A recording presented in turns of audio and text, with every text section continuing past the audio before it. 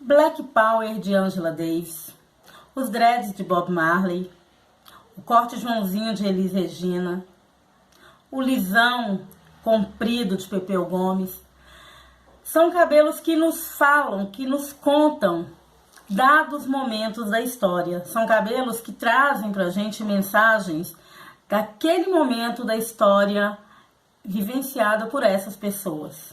E é sobre isso que nós vamos falar hoje. Como é que você está? Tudo bem? Hoje nós vamos falar mais especificamente do Black Power e entender a importância desse cabelo dentro da dimensão política.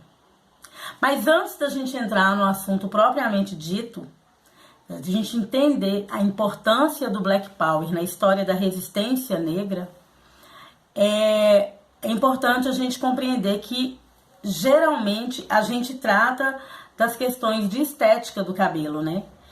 E recentemente recebi um novo conhecimento que é o fato de que o cabelo ele deve ser tratado em 3 dimensões. A Diana Stanzioni, fundadora da Liga das Cacheadas, para quem não conhece, eu vou deixar aqui no box de informações o canal da Liga. E assim, se você não conhece, vale a pena conhecer, porque é um projeto lindíssimo voltado para as crespas e cacheadas que querem aprender a cuidar desse cabelo. A Diana, ela traz assim informações, debates riquíssimos a respeito dessa comunidade, né, da comunidade negra. E a Diana, ela traz um infográfico que mostra as 3 dimensões do cabelo natural. É a estética, saúde e política. E a estética e a saúde, a gente está sempre conversando sobre isso aqui no canal, né, gente? Mas assim, quem já segue o canal sabe que a minha proposta aqui é sim trazer dicas para deixar os cabelos mais bonitos, trazer dicas para manutenção da saúde do couro cabeludo, né? Mas é também um espaço que eu estou abrindo para a gente trazer discussões e debates acerca de temas que são pertinentes para a comunidade negra, tá? Então, esse momento, ele é um momento, assim, que não dá pra gente deixar passar em branco, né? Porque é um momento em que, mais uma vez, os negros precisam ir às ruas e gritar e pedir para respirar, né? Parafraseando a Diana aqui, se você não vive em Marte, você deve estar acompanhando aí todos os últimos acontecimentos no Brasil e no mundo, né? Dia 25 de março de 2020, um negro norte-americano foi assassinado por um policial branco de uma forma brutal e extremamente fria. Ele foi asfixiado e esse fato, que poderia ter sido um fato isolado, porque violência contra a população negra, ela é corriqueira. Então esse fato poderia ter sido um fato isolado, mas ele foi a gota d'água. E ele eclodiu essas manifestações todas antirracistas pelo mundo, né? Então a gente não podia, como um canal que trata da beleza negra, como um canal que trata da comunidade negra, a gente não pode deixar isso passar em branco. Então por isso que eu trouxe aqui a discussão do papel, da representatividade que o cabelo tem dentro dessas questões, dos aspectos políticos, dessas questões de resistência, dessas questões de luta, né? Eu quero falar um pouquinho do Black Power, porque o Black Power, ele é protagonista, é um penteado protagonista dentro dessa história de resistência. Se eu fosse falar da história de resistência desde o início dos tempos, né? Desde o início da colonização, eu ia me remontar lá ao século XVII. Mas a gente vai fazer um recorte aí nessa linha histórica e nós vamos nos remontar a 1950 até os dias atuais, resumidamente, só para a gente entender o protagonismo desse cabelo dentro dessa história de luta e resistência. Então, em 1950, nos Estados Unidos, a população já era livre, já existia uma legislação que dava ao negro essa liberdade, mas ao mesmo tempo a segregação era muito explícita e era intensa, era uma segregação legalizada, né? Então, na década de 50, o Martin Luther King, o Malcolm X já vinham pronunciando e fazendo manifestações, cada um dentro de uma vertente, né? O Martin Luther King mais pacífico, o Malcolm X mais ofensivo, mas já viam nessa briga, nessa luta pelos direitos civis. E aí, em 1955, mais precisamente no dia 1º de dezembro, aconteceu um fato que poderia também ter sido considerado um fato isolado, como o do George Floyd poderia ter sido considerado isolado. Mas foi um fato que foi o estopim. Sabe, a gota d'água? Foi o que aconteceu em 1955, num ônibus onde estava Rosa Parks. Ela era costureira e ela estava indo para o trabalho. E naquela época, nos ônibus públicos, existiam as fileiras para brancos e as fileiras para negros. Mas com um detalhe, os brancos, nenhum branco poderia ficar em pé, né? Então, ou seja, se o ônibus estivesse lotado, os negros teriam que desocupar seus assentos para dar lugar aos brancos. E a Rosa Parks, ela teria que se levantar, ela teria que dar o seu assento para um homem branco que entrou no ônibus no momento, e ela se recusou, ela resistiu a essa regra, a essa ordem. E por causa disso, ela foi presa, foi julgada, foi condenada a pagar $10, na época $10, né? Era uma quantia para uma costureira bem significativa, mais as custas judiciais, e isso causou um fervor na comunidade negra, que já estava sedenta por igualdade de direitos.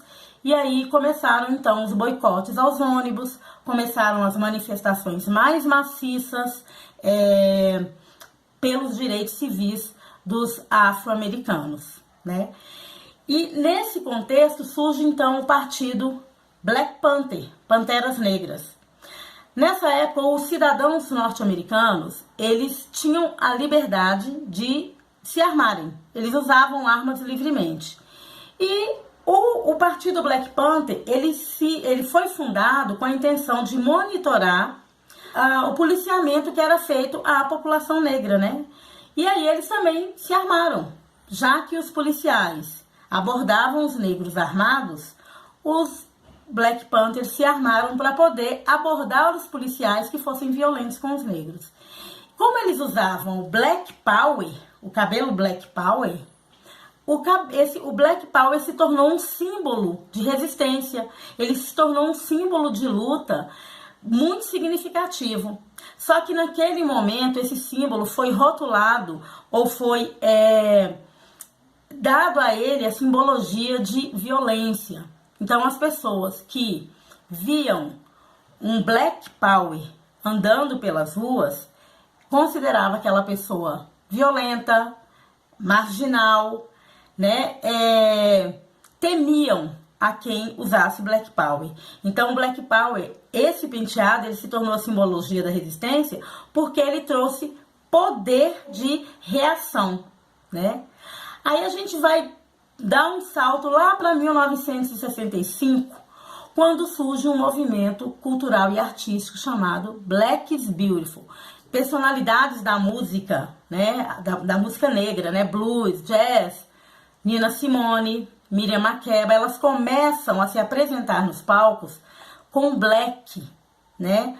Bem volumoso e dando voz ao movimento Black is Beautiful. Então, o black, o negro, ele não é violento, ele não é feio, ele não é uma simbologia de medo. Black é bonito, black é lindo. E aí, esse movimento Black is Beautiful cresce, dá mais ênfase ao penteado Black Power, né? Em 1970, na década de 1970, esse movimento chega aqui no Brasil com a Black Music, tem a representatividade aí do Tim Maia, do Tony Tornado, entre outros artistas, né? Nesse contexto que a gente percebe que o cabelo tem um pronunciamento dentro dessa dimensão política. Então, pensar no cabelo como um símbolo e como um aspecto político e além das questões que nos prendem a esse cabelo, né? Que é a questão estética, que a saúde é uma questão fundamental. Mas quando a gente fala em pensar nesse cabelo politicamente, a gente está falando uma tomada realmente de decisão e num posicionamento que a gente precisa assumir, principalmente no momento como agora, que a gente está vivenciando aí, né, gente? Esse movimento antirracismo, ele é extremamente legítimo. E é um momento em que cada um de nós, independente de como seja, precisa se posicionar, precisa se colocar. E para eu me posicionar diante de um movimento tão grande, tão legítimo como esse, eu preciso, antes de tudo, me reconhecer enquanto negra, né? Enquanto raça, independente do meu tom de pele. E a gente precisa aprender a não aceitar nenhum tipo de racismo que seja direcionado a nós. E a gente vivencia nas pequenas coisas do cotidiano, né? Ah, você fica mais bonita com o cabelo liso. Ah, mas você não é preta porque sua pele é clara. Ah, mas você tem uns traços tão finos, né? E quando eu não refuto essas afirmações, eu me calo porque talvez eu não me reconheça dentro desse contexto, talvez eu ainda não me identifique, né? Então a gente precisa se fortalecer, a gente precisa se unir dentro dessa proposta de autoconhecimento e de resgate da autoestima da população negra. Você já parou para pensar no compromisso político que o seu cabelo assume no momento em que a gente grita que quer respirar e que a gente precisa ser respeitado como igual? Você já parou para pensar nisso? Se não parou, a hora de pensar sobre isso é agora. Eu espero que esse vídeo tenha feito sentido para você.